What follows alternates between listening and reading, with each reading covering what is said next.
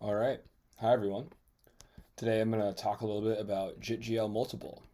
See it right here. So I'm just going to walk through this simple patch really quick. I got my jit world here. This is the context I'm going to be rendering to. I called it multi-demo just because full screen and enable, so I don't have to put a little toggle above it. And I just have this here so I can take my scene and move around it with my arrow keys, or with WASD. So you're seeing these donuts right now, and they're all like this because of jit.gl.multiple. So these all exist off of one base grid shape right here. So multiple is a thing you apply to something like a grid shape. It takes an argument. It's a number. That's this 4 here, and that's the number of parameters, GL parameters you're going to want to be manipulating when you're using the grid shape or whatever. So in this case, it makes a lot of sense to use something like a jit.noise to give it a matrix of data, work with something like color, which is like RGB. It can be 3 planes. So I have like the 3 here and the noise for the 3 planes. Scale, same thing. Position, rotate, X, Y, Z. All these things take 3 numbers to like define as a point, and so it makes sense to work with like a matrix of noise like this. You don't have to work with matrices though. This, for example, little thing that just runs off the world bang and kind of, well, oopsie, lock the patch, rotate all of my things together here. So something like the jit.noise, I'm getting random values each time I click it. And I could break this noise out 3 times and have each, parameter have its own matrix that's defining it. Or in this way, you could have a uniform thing of saying, I want this parameter to consistently do this.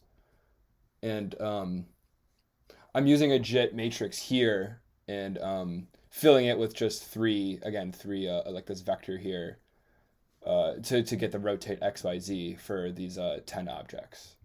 The reason I was able to choose 10 objects was the size of my noise here.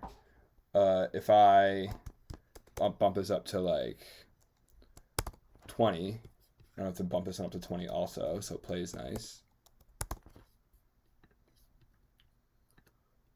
Let me lock the patch.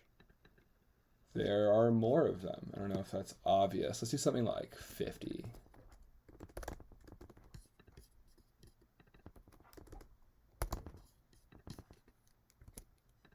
Yeah, that's pretty dense. And so, yeah, I think this is a pretty cool object. One thing I didn't explain is this jit gen here. I'm going into the position outlet. These parameters, as you list them in order, are the same up here. So if I put 7 and there was more outlets, they'd be in the same order. So my position, I just use this little gen object. You cannot see that. There you go. All I'm doing is subtracting 0.5 from these values, because these values are all 0 to 1 basically in a floating point, and then I multiply by 5 here just to spread them out a bit more. If I didn't do the subtraction by 5, we'd be bound at the origin of our rendering context. So this way, it instead of a range from 0 to 1, it's a range of negative 0.5 to 0.5. So then when you scale that up, it's scaling off the center and not based off of yeah. That was just a little trick I found on YouTube. But yeah, that's jit.gl.multiple in a nutshell. There are probably much more nuanced and efficient uses of it, but I think it's a fun, quick way just to get a bunch of color on screen and kind of, have fun with it. Yeah, thanks.